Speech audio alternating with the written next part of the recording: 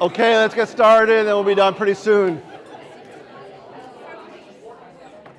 I will post this in Canvas right after class is over, so you'll have all this. So just chill out and relax. No, go along. I created this a few years ago when I was just doing the PA, and it was easy for me to call out people, but now we have a lot more people, so we'll just go through it. You chat out the answer. I'll give you guys a few seconds. I'll say, what's the answer? And just say what it is. So we'll just start general and go from there. Okay, what does primary active transport always require? Very good. What are some examples of primary active transport? That's one of them. There we go. The calcium ATPase pump, the MDRs. What's the key thing with these active pumps? Against the gradients that require energy, like rolling a ball up a hill. You got to push it. But going down a hill, you just let it go and it does its own thing. What's the purpose of that sodium potassium ATPase pump? Reset back to resting membrane potential. Okay, returns all those concentrations so we keep them where they're supposed to go. That's what the purpose of that pump is. What's the most common type of passive transport? These are ion-gated channels. Okay. What's the name of the force that opposes the osmotic pressure? This is your hydrostatic pressure. Osmotic pressure, that's just movement of water, right? But as you start doing that, hydrostatic pressure goes up because you're putting more water in a certain area or more solvent or fluid, pressure goes up. What happens to a cell if you bathe it in a hypertonic solution? Okay, it's going to shrink. These are the type of questions you're going to get in your exam. Okay? Just recognition and recall. Know what these things are. What ion is responsible for rapid dipole? Very good. What is responsible for the absolute refractory period? They haven't been reset yet because of the inactivation gate. So you're going to have an absolute, nothing is going to happen. The speed of conduction is enhanced by the presence of what substance? Myelin. How are electrical synapses joined? Gap junctions. Okay, the special SAT word.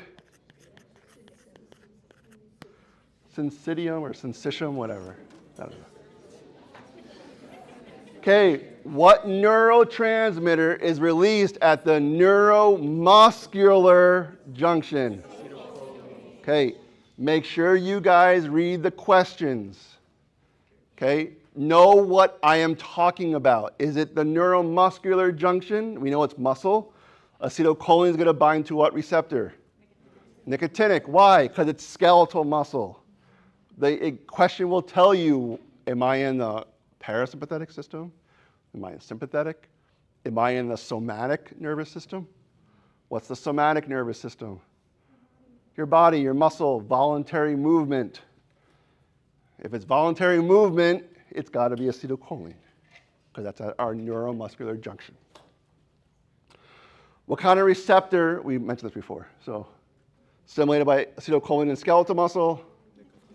These are your nicotinic ones in the postsynaptic membrane, basically the muscle cell. What enzyme breaks it down? Acetylcholinesterase. Okay, so remember that last little bit there, the ACE at the end. How many proteins are in troponin? Okay, 3. Remember which one each do. Troponin I is inhibitory. C binds to calcium and exposes the active site. Troponin T is just the anchor.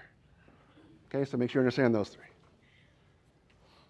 What 2 items must be present for cross-bridge cycling to occur?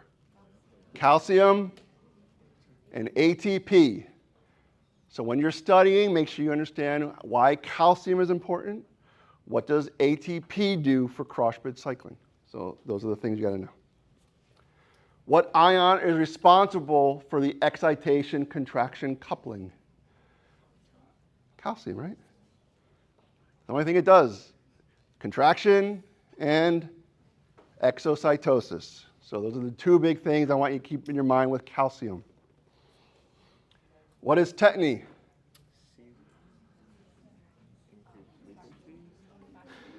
Okay, it's basically a muscle spasm from continuous stimulation where they all fuse into one stimulus and your body just freezes in contraction. It can't relax due to the constant stimulation.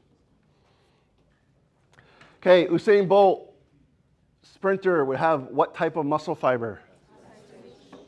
Fast twitch type 2. Distance runners are going to have more of the slow twitch. Why? Make sure you go through. What is fast twitch very high in? Glycolytic stuff. Very low mitochondria.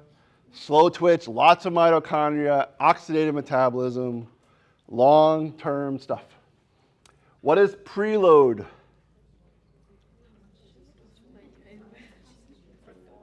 Okay, these words, you're going to get sick of these things when we get to cardio next week. Okay, cardio is when the fun stuff happens. I love it, so we're going to have a great time. But your mind will be blown. What you thought you knew from physio, from cardio, we go a lot deeper.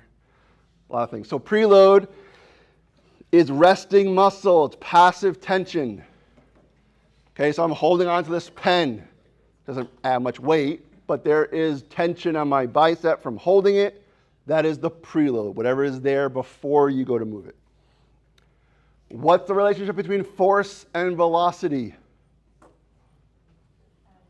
Think about 1 pound dumbbell versus a 50 pound one. Which one can you move faster?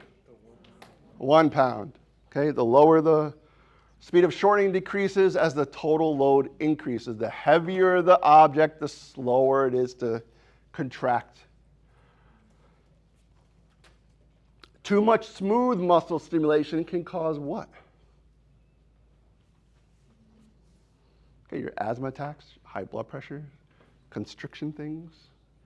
We didn't go over that much, but it's there, but it won't be on your test. Too little vascular smooth muscle. Now we have the opposite. Wide open vessels, shock, collapse, those things. Okay, vasodilation, everything kind of goes nowhere. What does calcium form when it enters the smooth muscle cell? This is that calcium calmodulin complex. So make sure you understand skeletal muscle, what happens, versus a smooth muscle, what happens. They have a calcium calmodulin complex. And what enzyme is responsible for relaxation of the smooth muscle when calcium levels are depleted? Remember, there was two of them, the kinase and the phosphatase. Which one is for relaxation? This is your phosphatase, is the relaxation. The stimulation is the kinase. What's the latch bridge state? What does that allow? Long-term contractions with very, very, very little energy use. Okay, sphincter tone. Okay, your vertebral muscles keeping your posture upright. Stuff like that. All helps latch. Well, mainly the smooth muscles, so we have sphincters and stuff like that. We just did this today, but what's an example of your innate immunity? Things you're born with. Okay. Skin, mucous membranes, anything exposed to the outside world. What white blood cell is the first to arrive? It's your neutrophils. Which type of T lymphocyte presents the antigen to the B ones? This is your helper, CD4. Okay, make sure you always associate CD4 helper, CD8 killer. Put those together. What is IgA? Breast milk, saliva, mother's milk, the antibody. That's what that was. What's an example of passive immunity? We just give you the antibodies. Breast milk. Okay, when you're developing in your mom, the antibodies that she has can cross and get through the placenta to get to you, or antidote, snake venom. We actually give you the antibodies, rabies. We just give you the antibodies. You don't have time. Okay, round 2. What are phasic receptors? Okay, remember what's sensory now. So you have to know they respond when stimulus is applied, but quickly adapt. So phasic response would be smell, touch, temperature. Like I said, you don't have the sensation that you're wearing clothes right now, but you know you're wearing them. But your body has phased it out because it's not important for you to spend mental brain power ruling out or saying that, hey, your clothes aren't bothering you anymore. So your body just phases it out. Temperature, same thing. First got in the room was kind of cold in here. Now we've gotten used to it. The temperature probably didn't change. You just got used to the temperature. You phased it out. What sensation do Merkel's disc respond to? Okay, this is touch or indented touch. So indenting into the skin and pushing down hard. So when it comes to the sensory of the skin, make sure you associate what type of cell type does what type of sensation. What muscle causes constriction of the pupils via parasympathetic system? Okay, this is your circular muscle. If I said, what would the opposite be? Causes dilation of the pupil via sympathetic. That's the radial muscle. So if you put stuff in people's eyes, they're not responding. Is it a parasympathetic problem or is it a sympathetic problem? What should they be doing when you put a light in their eye? If they can't constrict, you have a parasympathetic problem. If you don't see any response, then you may have a sympathetic issue or wide open. What secretes the aqueous humor in the eye? What type of cells? Ciliary bodies create the aqueous humor. What occurs to the eye during accommodation on a target far away? Okay, ciliary muscle relaxes, causes the lens to flatten to thin, which is why when you're up close, ciliary muscle tightens, the lens gets rounded to allow you to see up close. What type of photoreceptor allows black and white vision in low light? These are your rods. The light coming in the left eye via the lateral field. Okay, I will tell you right now, you will have one question on the eye pathway. If you don't care, one question gone, don't study it. I'm just telling you, you're going to have one. Okay, the left lateral field will project on what part of the retina? Medial or the nasal part. Remember, it's flipped. So as it comes in the eye, the image gets reversed and flipped. Projects on different parts. How many fields of movement can the ear detect? 5. 3 in our semicircular canals, the utricle and the saccule. Make sure when you're studying, especially for the utricle and saccule, you know which directions they are showing you, or they'll tell you. Which one the utricle, which one's the saccule. Make sure you know one's horizontal, one's vertical, linear. What is the apparatus that allows you to hear music? It converts the sound waves to electrical signal. The organ of Corti. Oh, I gotta get that. Okay, the posterior third of the tongue is the glossopharyngeal. What's the anterior 2/3 of the tongue? Facial nerve. What kind of cells form the myelin sheath in the CNS? These are the oligodendrocytes. What does it in the PNS?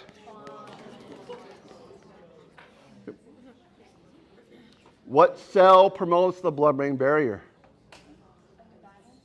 These are your astrocytes, the podocyte process from the astrocytes.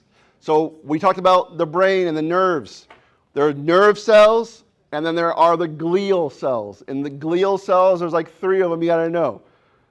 microglia, astrocytes, and I can't remember the last one. I'm drawing a blank right now. We'll get to it in a second, though.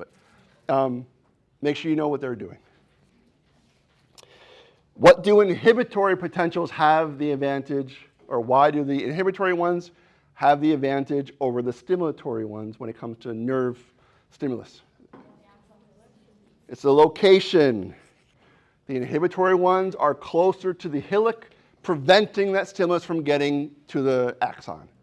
By blocking it off there, all the little dendrites that may be stimulated out there, you can block it off by inhibiting it at the axon hillock. What lobe of the cortex is responsible for visual processing? This is your occipital lobe. What lobe is responsible for hearing? Your temporal lobe. For hearing is temporal lobe. That's where the auditory cortex is, in the temporal lobe. Visual is in the occipital. What part of the brain is responsible for forming words? This is your Broca's. You're forming the word. You're articulating it. The opposite, the other one, for comprehension, Wernicke's. That's your comprehension. I hope your Wernicke's area is working well on Monday so you can comprehend the questions. Where are memories stored?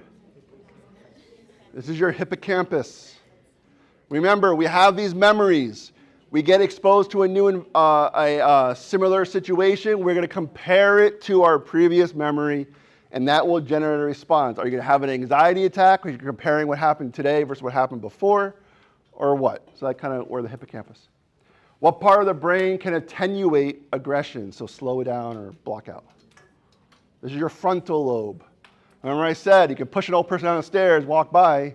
Your frontal lobe tells you don't do that because of the consequences that can happen. What kind of brain waves are for sleep? Delta waves are for deep sleep. Delta, deep. What system has a short preganglionic nerve and a long postganglionic nerve? Who thinks sympathetic? Who thinks parasympathetic? Who has no idea what I'm talking about? Okay. This one is your sympathetic nervous system. Why do they have a short preganglionic? That sympathetic side chain ganglion that goes right next to your vertebral column. It only has to go right there, synapses in the ganglion, and then goes to wherever it's got to go from there. The sympathetic system has that. The parasympathetic system doesn't.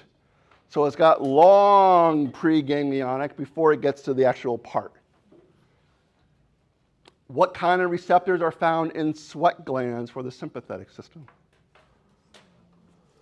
Muscarinic. That's the one that was different. There was one graph I showed you with different, all like the parasympathetic is at the top. Sympathetic have like 4 of them going down beneath it, going to target tissues. What 4 cranial nerves are the parasympathetic innervation? Okay, 3, 7, 9, and 10. Okay, 3, 7, 9, and 10 are the parasympathetic nerves that come out of the cranial ones. What neurotransmitter and receptor combo is located in all ganglions regardless of what type of autonomic innervation? All neurotransmitter receptor combos in the ganglions are always going to be what 2 things?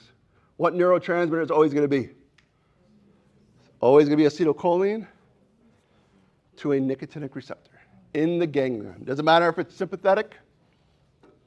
In that side chain ganglion we talked about, sympathetic nerve will come out, release acetylcholine there onto a nicotinic receptor, which will activate the next neuron, which will then stimulate or release norepinephrine or epi or dopamine at the end part. But in all the ganglion, acetylcholine to a nicotinic receptor. What happens to the eye When the radial muscles are stimulated via sympathetic innervation. Okay?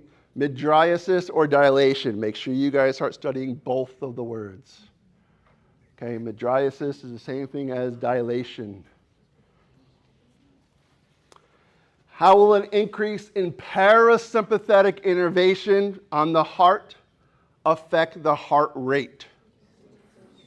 Decrease it. Why?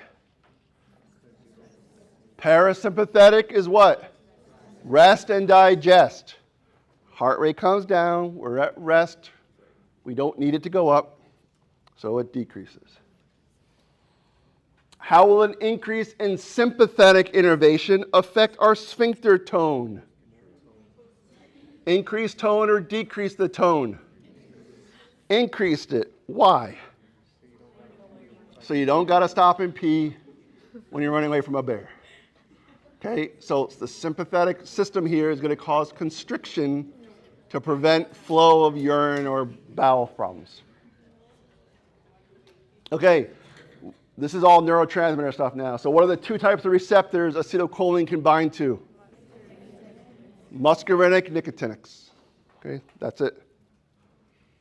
So if I had a question on your exam, it'll say like, what does acetylcholine bind to? I'm going to put alpha 1, I'll put beta 1, I'll put nicotinic, and I'll put some other word I'll make up or something.